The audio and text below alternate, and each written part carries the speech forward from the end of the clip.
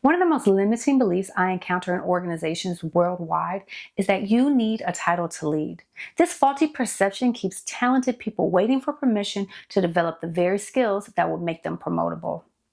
The neuroscience behind this is fascinating and a little frightening at the same time. It reveals that waiting for permission doesn't just stall your career, it actively trains your brain to be a follower, making it dramatically harder to lead when you finally get the chance. Over the past 3 episodes, we've explored the impact-focused mindset, the 5 behaviors that signal leadership readiness, and the crucial distinction between management and leadership paths.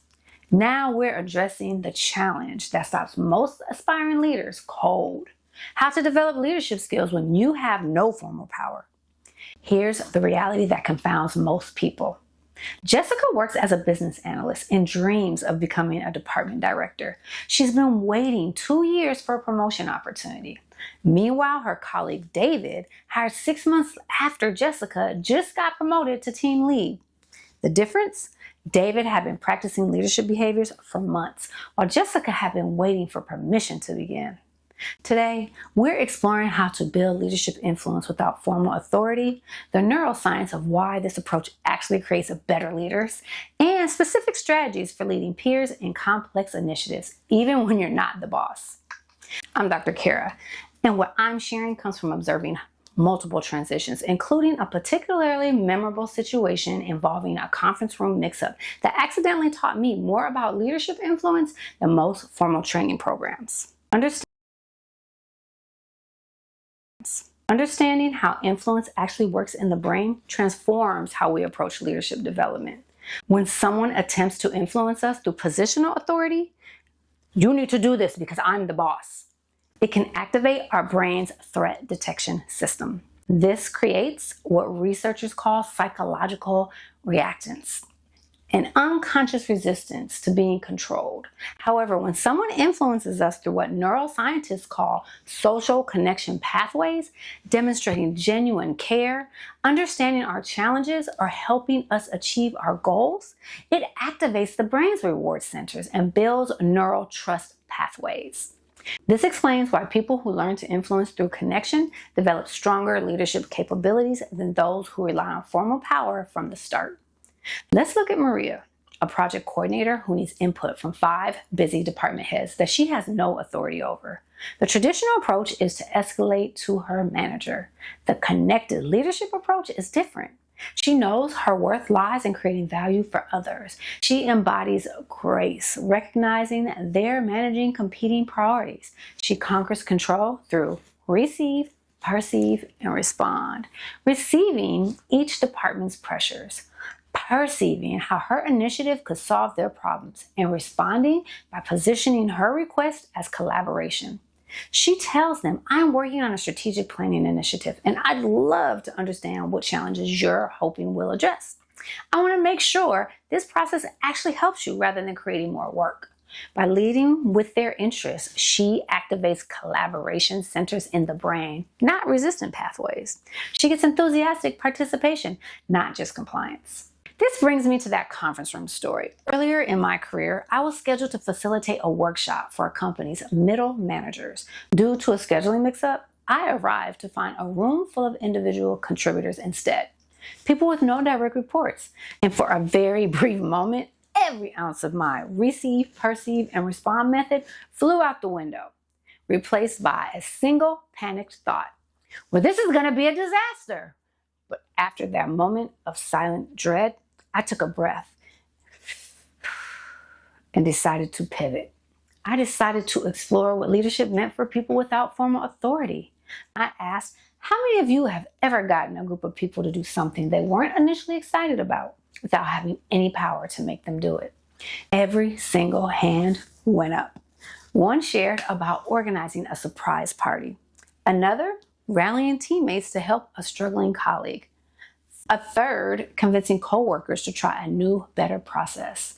The revelation was undeniable. They were already leading. They just didn't recognize it because it didn't involve supervision.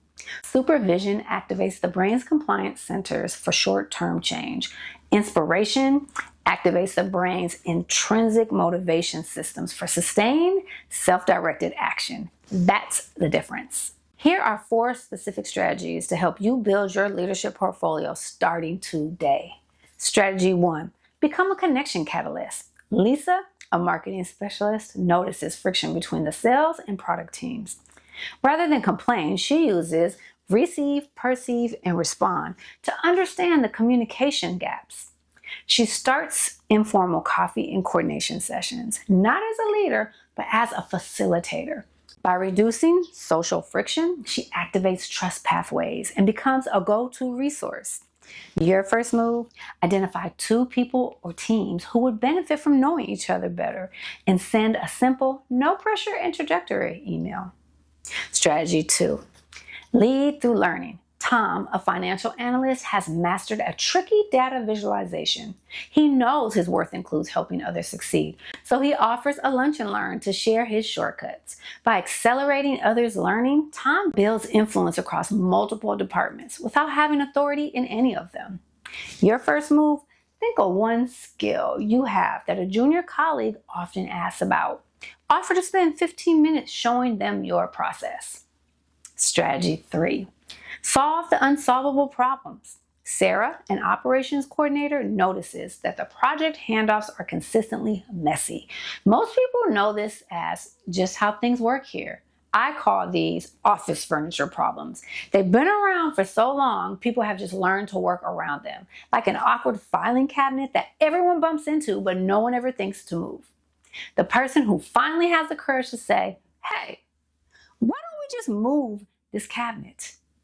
Instantly demonstrates leadership. Sarah documents the breakdown points, creates a simple template, and quietly tests it with one department. When it works, word spreads, and soon she's presenting her solution to the entire leadership team.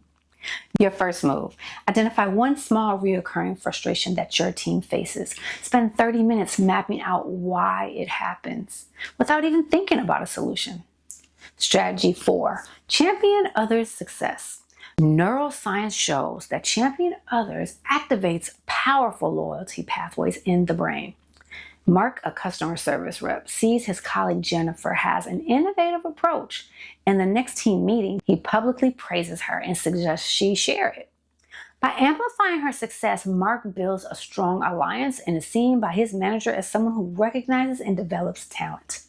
Your first move.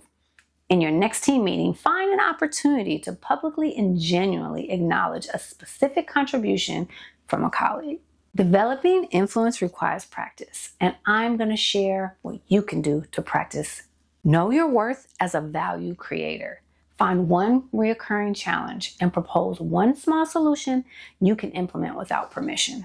Embody grace in peer relationships. Facilitate one connection between colleagues, focusing on reducing friction, not gaining credit. Conquer control by leading through learning. Share one skill to position yourself as a resource. Champion someone else's success.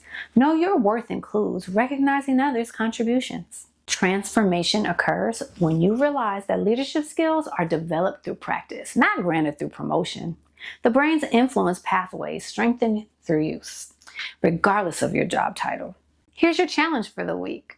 Choose one of the 4 portfolio building strategies. Find one small opportunity to practice it. Document what happens and what you learn. Understanding how to lead with authority prepares you for formal leadership, but there's still one crucial challenge that derails many leaders: the overwhelming stress of leadership responsibility. Next, we're exploring why leadership feels so overwhelming and how connected leadership principles can help you build resilience before you need it. What's been your biggest challenge in trying to influence without authority? Share your experience in the comments. Your insights help others. And if you know someone who's waiting for a title to start leading, share this episode with them. The best time to start is now.